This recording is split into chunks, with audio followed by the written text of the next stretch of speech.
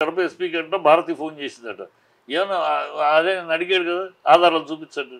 మరి ఈ తప్పుడు వార్తలు రాయటం వీళ్ళకి అలవాటు. ఈ ఛానల్ వాళ్ళ మీడియాకి తప్పుడు వార్తలు రాయటం, ఆ తప్పుడు వార్తలు 10 సార్లు చెప్పటం, అబద్ధాన్ని 10 సార్లు చెప్తే ప్రజలు ఏమో అయ్యి ఉండొచ్చేమో అని అనుమానం, ఒకే మాట 10 సార్లు. ఇది అలవాటు అయిపోయింది. అది ఛాలెంజ్ చేశాడు కదా, చెప్పండి భారతి ఫోన్ చేసింది కడప ఎస్పీకి అని చెప్పి ప్రూవ్ చేయండి. అది లేదు. మళ్ళీ ఎమ్మటే వాళ్ళ వివరణ ఇస్తారు, మేము ఎక్కడ రాసామా అని. మీకు అన్నీ మాట్లాడేది వాళ్ళే. అబద్ధాలు నోరు తెరిస్తే అబద్ధాలు,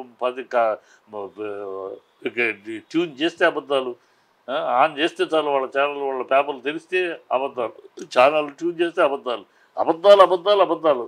అబద్ధాలతో అధికారంలోకి వచ్చారు. ఇంకా అబద్ధాలే.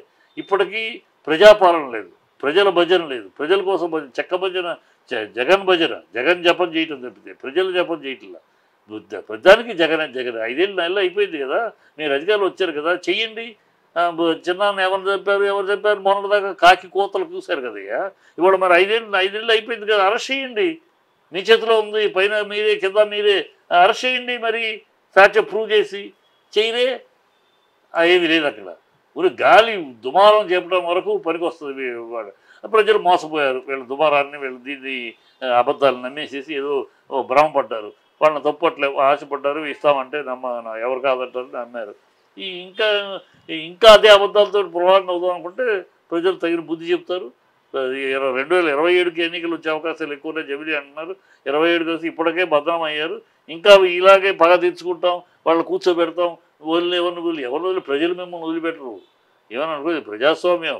మీ ఇష్టానికి మిమ్మల్ని అధికారం ఇచ్చేస్తే మీరు ఏదో హిట్లర్ రూలును మీ నియంత పాలన మా ఇష్టం వచ్చినట్టు మేము చేస్తామంటే దొబ్బది. ఇక్కడ ప్రజలు తరిమి కొడతారు. ఇలాంటి మహామహుల్ని తరిమి కొట్టింది ప్రజానీకం.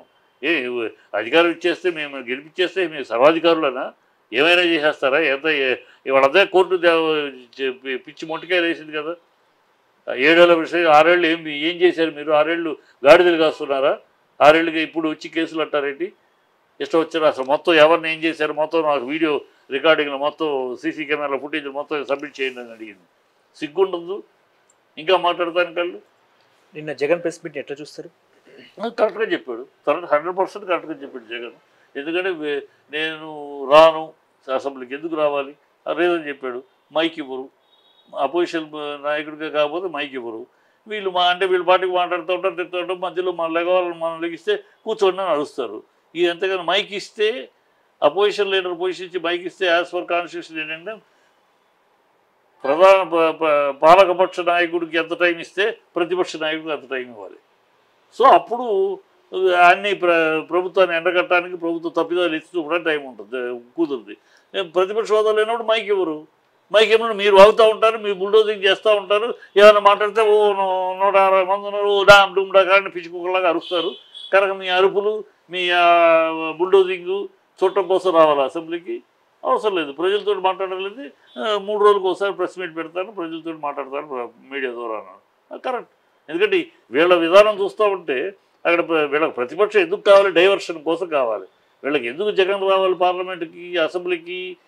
ప్రజా సమస్యలు చర్చించుకోవడానికి కాదు. వాళ్ళకి ఎందుకు కావాలంటే జగన్ వస్తే అల్లరి చేయొచ్చు, అల్లరి మీద డైవర్షన్. ప్రజలు మిగతా విషయాలు పట్టించుకోరు. ఈ వరద బాధితుల లెక్కలేంటి అడుగుతారు, అడిగే పని ఉండదు. 1,500 గ్రాంటా, 1,500 కోట్లు గ్రాంటా, లేకపోతే లోన్ ఫెసిలిటేషనా? గ్రాంట్ అని అబద్ధం చెప్తున్నారు, అది లోన్ ఫెసిలిటేషను. సో లోన్ ఫెసిలిటేషన్ ప్రభుత్వం తిప్పి కట్టాలి. అది గ్రాంట్ అయితే కట్టగలరు. గ్రాంట్ అన్న లెవెల్లో పబ్లిష్ చేస్తున్నారు. ఇవన్నీ సమాధానాలు రావాలి అసెంబ్లీలో, ప్రశ్నలు వస్తే దానికి సమాధానం రావాలి. అందుకని ఎక్కడ అడుగుతారో అని ఈ అడగనివ్వకుండా అడిగితే అల్లరి చేయడానికి, అడిగితే అల్లరి చేద్దాం, దాని ద్వారా డైవర్షన్ అవుతుంది. అందుకని జగన్ కావాలి.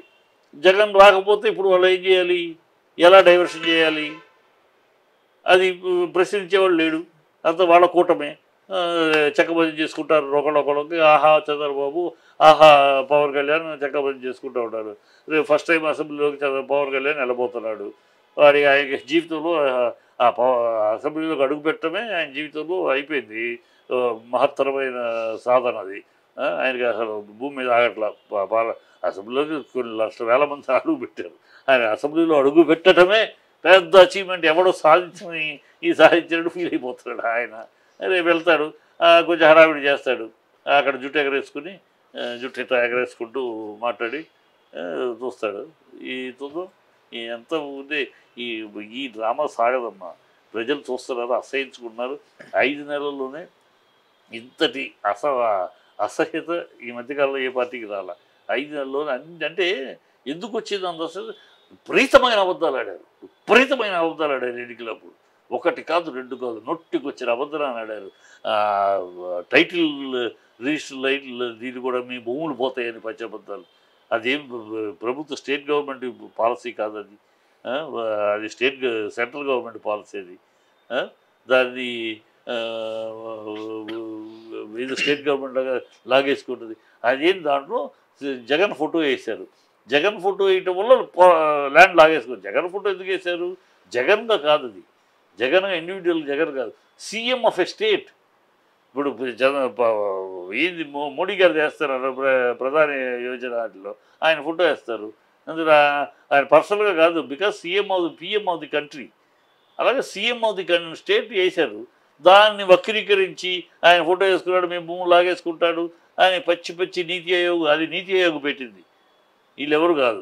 ఈ స్టేట్ గవర్నమెంట్ సభలు నీతి ఆయోగ్ అన్ని స్టేట్లకి ఈ కండిషన్ పెట్టింది చేయమని చేస్తున్నారు. దానికి 60% అప్పటికే ఫినిష్ అయింది వీళ్ళ గవర్నమెంట్కి ముందే. ఒక్క కంప్లైంట్ రాలా, ఒక్కళ్ళు మా ఆస్తి పోయిద్దని రాలా.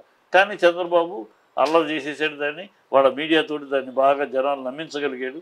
ఆ ప్రాక్టీస్ చంద్రబాబు బాగా ఉంటాయి, మీడియాని కవర్ చేయటం కానీ, ఒక అబద్ధాన్ని ఒప్పించడం కానీ, ఒక దారుణమైన ఘోరమైన పాపకలిని కూడా ప్రజల చేత మీడియా ద్వారా ఒప్పించగలరు. అందుకని మహానాయకుడు లాంటి దేవుడు లాంటి రామారావు గారిని కంట తడి పెట్టించి ఆయన శోభ పెట్టి ఆయన అవమానపరిచి కూడా అదేదో మహత్కార్యం చేసినట్టు, పార్టీని కాపాడటానికి చేసినట్టు ఒక కలరింగ్ ఇవ్వగలిగాడు. ఆ మీడియాతోటి తనకు మీడియా మేనేజ్మెంట్ తోటి అది కూడా ప్రజల దగ్గరికి ఒప్పించగలిగాడు. సో అలాంటి విషయాల్లో మేధావి కదా. ఇలాంటి తప్పుడు విషయాలను చేయట్లో మేధావి ఎప్పుడు ఆయన స్పెషలిస్ట్ అందుట్లో. ఈ వంకర పనులు, తప్పుడు పనులు వాటిని ఒప్పించడాలు ఆ పద్ధతిలో చేస్తున్నాడు. అదే నిన్న ప్రెస్ మీట్ మొత్తం కరెక్ట్గా మాట్లాడాడు, సమాధానం చెప్పలేరు. ఏడవాల్సి తప్పితే రానన్నాడు. ఎందుకు రాను, ఎందుకు ఓపెన్గా చెప్పాడు, ఎందుకు రానను వేరే మాటగారు చెప్పలా, ఓపెన్గా చెప్పాడు. ఇస్తే మైక్ ఇవ్వరు. కాన్స్టిట్యూషన్ ప్రకారం ఏమి 10% ఎమ్మెల్యేలు ఉండాలని కాన్స్టిట్యూషన్లో లేదు. ఇది ఒక ఆనవాయితీ, ఒక సాంప్రదాయం, ఏర్పడిన సాంప్రదాయం. సాంప్రదాయం ప్రకారం 10 మంది, ఎందుకంటే 2-3 పార్టీలు ఉండేవి గతంలో అపోజిషన్లో.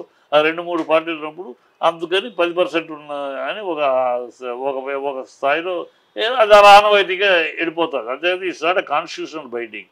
అది కాన్స్టిట్యూషనల్ బైండింగ్ కానిదాన్ని 10% ఓట్లు సీట్లు లేవు కనుక ఇవ్వమనంటే, గతంలో మరి లేకపోయినా ఇచ్చారు కదా, కాంగ్రెస్కి ఇవ్వలేదా? ఇక్కడ తెలంగాణ ప్రభుత్వంలో కాంగ్రెస్ బట్టి విక్రమార్క ఇచ్చారు కదా ఫ్లోర్ లీడర్గా. ఇస్తారు.